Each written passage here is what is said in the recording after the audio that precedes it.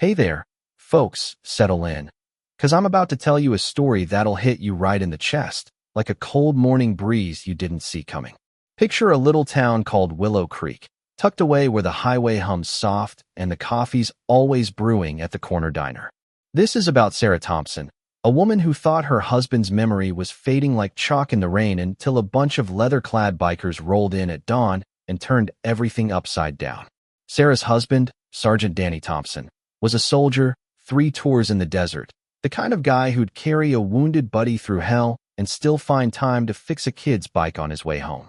He'd been gone a year, taken by a heart that gave out too soon, and Willow Creek? Well, they'd moved on.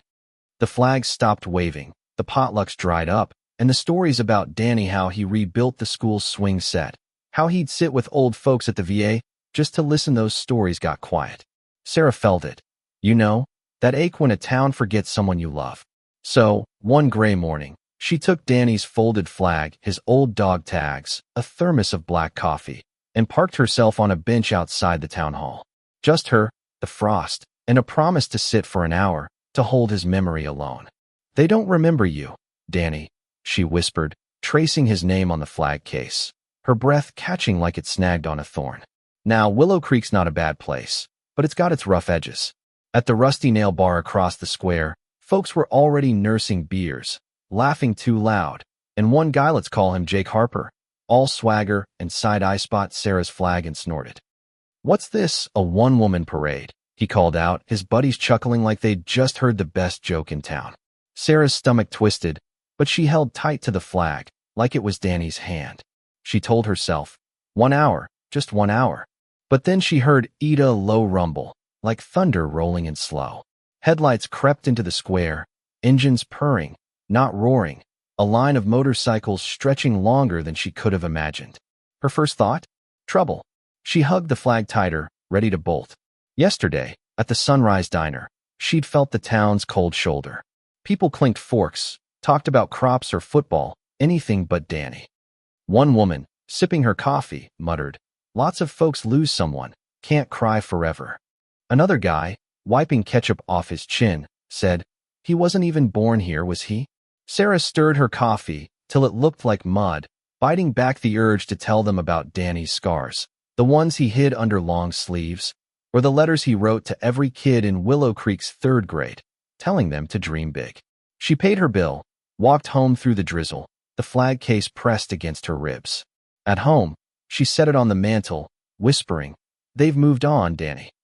Her friend Caleb, a mechanic who'd known Danny since basic training, stopped by that evening.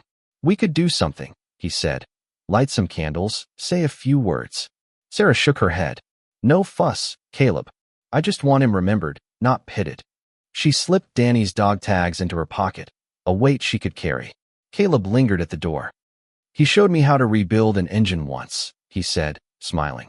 "Made me do it twice, 'cause it wasn't perfect." Sarah laughed, just a little. That's Danny stubborn as hell. Back to that morning. The square's quiet, frost biting the grass, and those bikes roll in, maybe 20 of them, leather vests, patched up jackets, faces carved by Miles. A guy steps forward, helmet under his arm, gray streaking his beard. Travis Kane. His patch reads, Montana. He looks at Sarah, then the flag, and his voice is steady, like he's asking permission to sit at your table. "Whose colors?" he says. Sarah swallows hard. "Sergeant Danny Thompson," she answers, voice barely above a whisper. Travis nods, slow, like he's weighing the name. "Permission to stand with him?" Sarah blinks, not sure she heard right.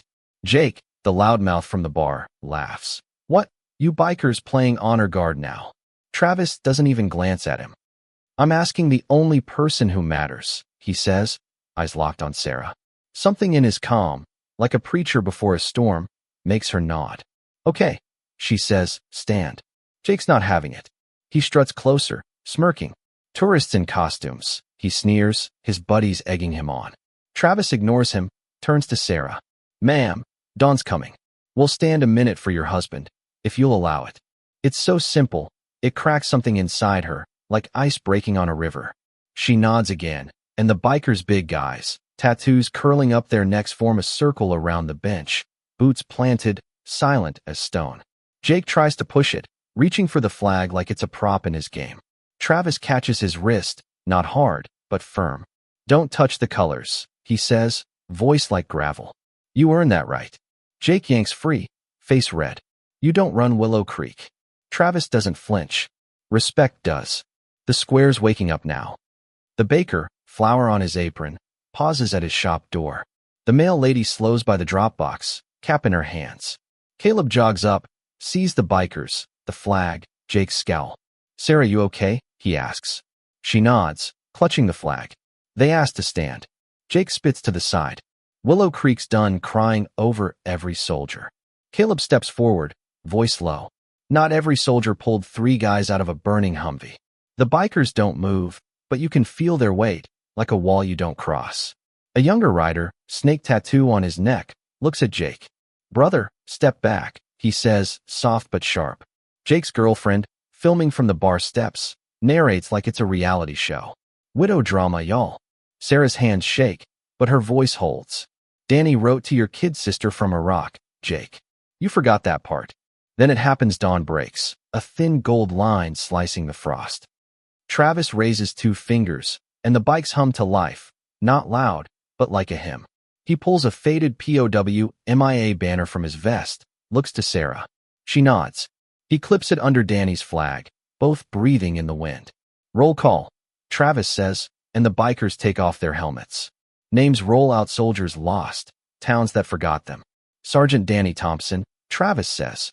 Present, the crew answers, one voice. Sarah's knees buckle, but Caleb catches her elbow. The word presents like Danny's standing there, tall as ever. Jake, still posturing, throws a wild swing at Caleb, trying to save face. Caleb ducks, and a biker steps in, eyes flat. Enough, he says. Jake puffs up. You can't tell me what to do. The biker points at the flag. He can. The crowd's growing now: teachers, shop clerks, folks who never said Danny's name before. Jake's girlfriend lowers her phone, muttering, let it go. Travis steps forward, voice calm. You're not the enemy, Jake. Forgetting is. Choose better. Jake hesitates, spits again, and backs off, his swagger leaking like a popped tire. Travis turns to Sarah. There's a spot outside town, Ridgeview Point, where the sun hits first. Ride with us. Sarah looks at Caleb, who nods. The bikes form up, Sarah and Caleb in his old pickup, hazard lights blinking like a heartbeat. The town watches, some with hands over hearts, as the procession rolls out. At Ridgeview, the horizon's pink, then gold, frost sparkling like diamonds. Travis hands Sarah a worn challenge coin, scratched with BFFB Brothers Forever. For the days you think no one remembers, he says. The crew lines up, facing the sun. Present, Travis calls, and the engines answer. Present. Sarah holds the flag, and for once, it feels light, like the wind's carrying it too. Back in Willow Creek, the town's different. The baker hands Sarah a warm cinnamon roll, says, for him. The school janitor hangs a faded Heroes Welcome sign.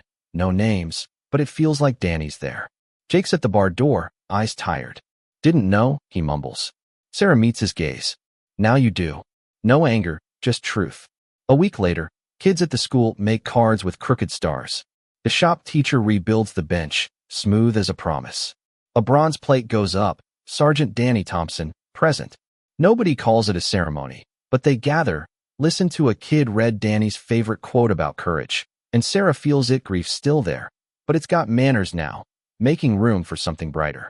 A month later, Sarah's back at the bench, coffee steaming, flag beside her. Another crew of bikers rolls through, slows, and one leaves a single white rose. No words, just a nod. Sarah pours a cup, sets it by the flag, like Danny's just in the next room. She smiles, sits, and lets the sun warm her shoes. Willow Creek's not perfect, but it's decent more days than not, and that's enough. So what do you think? Ever seen a town forget someone, then remember? Or maybe you felt like Sarah, holding a memory nobody else sees? Drop a comment. Tell me your story, what's worth remembering, where you're from. Hit that like button, subscribe, and ring the bell, 'cause stories like this, they're what keep us human.